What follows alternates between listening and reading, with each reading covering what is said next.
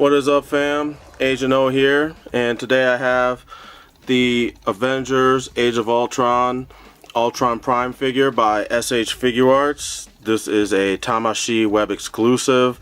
I actually forgot I'd even bought this guy because it took forever for them to actually release it. They had pre-orders up last year. I want to say maybe fall or the end of summer last year. I don't know, it was really early.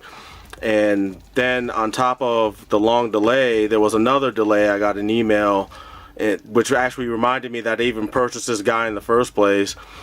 That the release of the figure was being pushed back even farther. But I finally got it. I took my sweet time getting to review it because I was busy with work and a bunch of other things going on. But now I'm here, and now I've got this guy set up to review, so let's get to the reviewing. And here is Ultron in all his silvery gunmetalish glory. Right off the bat, you can see he's got this is just a really good sculpt. I mean, obviously Figuarts is known for their sculpts and their accuracy and attention to detail. This figure is no different. Lots and lots of detail all over the figure, and it makes sense because their Ultron in the movie didn't have really any color to him. He was just kind of chromed out, silvery chrome with, you know, red and some gunmetal gray, which you can see on his shoulders, on the deltoid area. You can see it there. There's actually a warning in the little instruction sheet that says that in here, on these two parts and a couple other areas, it's prone to wear, the paint is prone to wear off if you keep rubbing it too much. So I've been keeping my hands away from those areas because I don't want that to happen to my figure. But yeah, going back to the look of this guy, I mean, this looks like he stepped straight out of the movie, like they took the 3D images or the CG and just put it in a program and put out a figure based on the CG. So I mean, it just looks great, and they have put just the right. I mean, I guess it's cast and it's in the silver plastic, but I mean, the light bounces off of it pretty nicely, gives it a nice metallic feel without being too shiny, too chromy. The accents do a lot to help break up some of the mundaneness that you would actually get with this figure if it was just all one color. I mean, you've got the gunmetal gray, like I mentioned earlier. You've got a little darker paint, almost black, like dark gray in his shoulders, and then of course you've got the red accents like in his bicep. You got it on his chest. Even if you look on to the side, you can see it kind of on the inside. They painted it red in there. Obviously his face, once my camera focuses, if I can get it to focus, there we go, the face has red in it. Obviously the eyes and the mouth all have some better pictures, some more up close shots, and even on his back you can see on the insides there that, you know, they painted it red on the insides, just because he had some glowy bits of red on his insides that you could see in the movie. And even in the front, I don't know, my lighting isn't the greatest, so you might not be able to see it, but if you look down into his like rib cage, there's also red in there too. So they painted some interior portions red also, you know, because once again, Figuarts pays attention to detail. And would have been nice if we could have gotten a little bit more red somewhere in the chest piece, kind of poking out from behind some of the exterior chest area and all that. But yeah, I mean, I don't really have anything else to say about the aesthetics of this guy. He looks really great. You know, he fits the part of Ultron. You know, seems like they really tried to stay accurate to the way he was proportionally wise with his body. It looked like they tried to stay accurate to how he looks in the films. But I want to move on to the articulation, and that unfortunately is where this figure falls horribly short. And just to start off, I'll start off with the head. As you can see, you can go back about that far, not very far because of that little piece. You can kind of see it sticking out in the very back of the head. So yeah, not a whole lot of movement there. He does look down quite a bit though, because there's nothing underneath the chin to obstruct the head from looking down.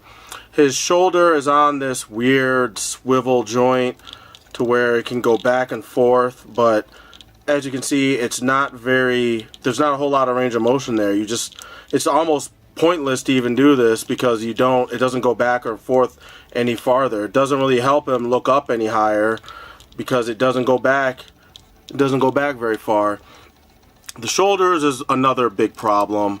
There is no bicep swivel, so all the bicep swivel is built into the shoulder joint. So you can bend his arms in about yay, and you can see the comparison to where it is in the regular, where it regularly sits, and to where it is when you turn it in all the way out. But it doesn't. You can't go back. You can't go back any further because the lats in the back kind of get in the way of the shoulder articulation. You can't pull his arm up very far. This is literally as high as the arm goes. They didn't do any tooling or any engineering to where you could kind of pull out the shoulder piece to make a little bit more of a gap so you could bend his arm up higher. They didn't do anything whatsoever with that, and it's kind of too bad. It actually really is too bad, but his arm does rotate all the way around if you really need to do that, which I don't really see the point. And it's a bit hard to do it because the shoulder joint is rubbing up against everything on the inside, all the pieces of Ultron's body that's sticking out, so it's kind of pointless to even do that. And I'm actually scratching the figure a bit on the corner, on the edges, just from doing that by itself. So I wouldn't really recommend it because it doesn't seem like, even though it can go all the way around, it doesn't seem like it's really supposed to. The elbow joint though is really good. You get it's a double elbow joint, and you can curl his hand up all the way as far as it'll go, and that's really good considering how lackluster the rest of the articulation has been so far. As for the hands, it's on a ball swivel, so you can get the rotation, all 360, and you can bend his hand up and you can bend it down. So there's no complaints there. His torso is on a diaphragm joint, so he does get a little bit of rotation to and fro, like so. There's nothing really there to write home about. And as far as going backwards and forwards, he can bend forward this far. See it again, he can bend forward this far, not very far.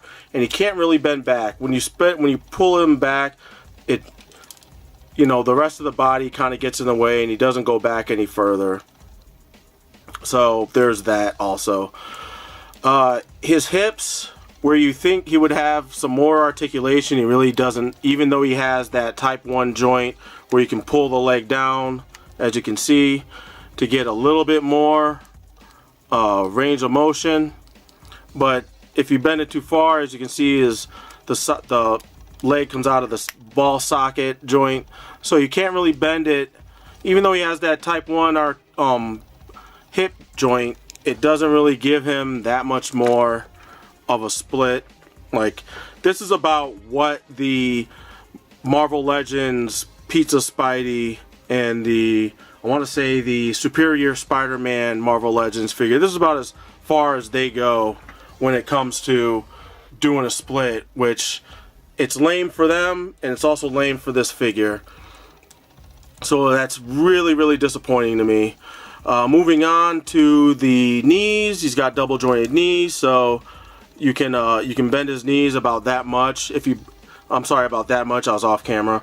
If I bend it any more, this knee pad piece is going to pop out And I mean, you can just put it back in. It's on a irregularly shaped peg hole, so you can just peg it back in, no big deal. His feet, they go forward, they bend forwards that way, they bend backwards that way. If you ankle rocker his feet a little bit, you can bypass this little piece that juts out, and you can get it to bend a bit more if you need to.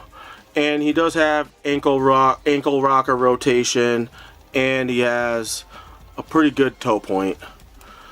So all in all, this figure, it's actually disappointing to me because its articulation is actually a bit worse in some respects to even a Marvel Legends, which is pretty damn bad, because Marvel Legends has they have the articulation points, but with none of the range of motion.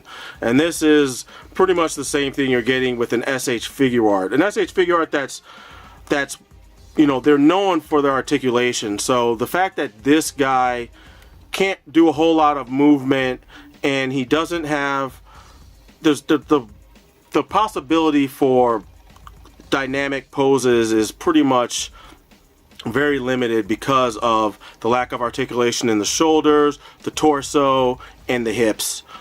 And that's a real downer. I mean, just because of those things, I don't think this should have been a Tamashii Web Exclusive. Because for a Web Exclusive, it's supposed to do everything that a Figuarts regularly does, and then some. But there isn't really anything else aside from getting this character just because you needed an Ultron or an enemy character for the rest of the Marvel Legends, the SH Figuarts Avengers wave.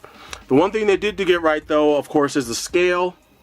Here's the, actually, this is the Civil War cap. I do have the, this is the, Civil War cap. So here he is next to Ultron. You can see this height difference.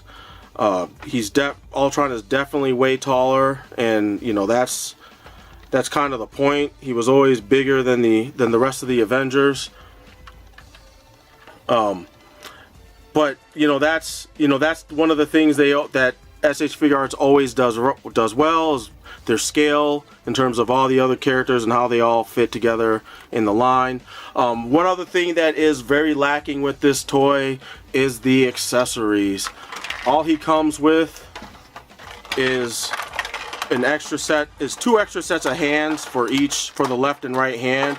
He has the relaxed pose, the relaxed open hands, and then he also has these kind of like grasping, flexed fingered hands, and he has one for the left and one for the right, and that's literally it. Like, he doesn't come with anything else. He doesn't even come with another head, which is something that this figure really could have benefited from, because all he has is this blank ass stare and just this blank expression. And it would have been nice to get an Ultron with at least a scowl going on his face, because Ultron is supposed to be menacing. You're supposed to fear him, and I don't fear this Ultron. This Ultron just kind of looks a little sad, actually, and that's not the Ultron I want. It's a good head. It's a good sculpt for the head. Don't get me wrong, but there's no expression on his face, and that's another big disappointment. So I'm actually contemplating putting this figure up on eBay and selling it in order to get the money to buy the Revoltech Ultron, because I think that Ultron is better. You can get way more cooler, more dynamic poses off of it. His face, I think he only comes with one head, because the head has the gimmick where the eye, you can see the eyes a bit more. Like, this is too accurate because his eyes are so small. On the Revoltech Ultron, his eyes are a lot bigger and his face is in a scowl, so he looks more fearful and more menacing. And they have that gimmick where no matter which position you put his head in, the eyes are always looking towards you. So you can have him looking, he can have his head pointed up, but the eyes are downward looking at you. You can have his head up and he looks like he's looking down on you, like motherfucker, if you ever, I will fucking beat you, you know, that sort of thing. But, you know, that's a nice, cool little addition to that Revoltech Ultron. So I kind of wish I had picked that guy up instead of this guy. I just don't know how tall he's going to be in relation to the Figuarts Avengers, because I'm trying to do that whole line, at least collect all the heroes in that line. But that is pretty much it. This guy was a big disappointment for me, and you guys know me. If you've watched any of my videos, you know I rep Figuarts all day. And, you know, this was just a big disappointment. I hope if anybody bought this figure, I hope you didn't buy it off a big bad toy store, because if you did, you paid too much for a lackluster import figure, and you know that's going to be an expensive lesson for you.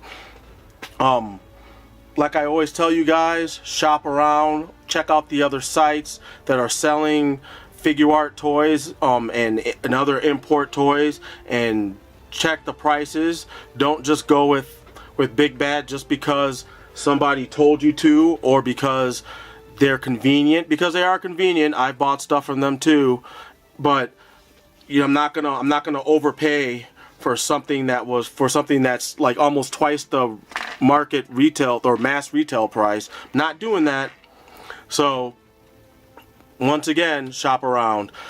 And that is gonna pretty much do it for me. I am Agent O, and I am out. Peace.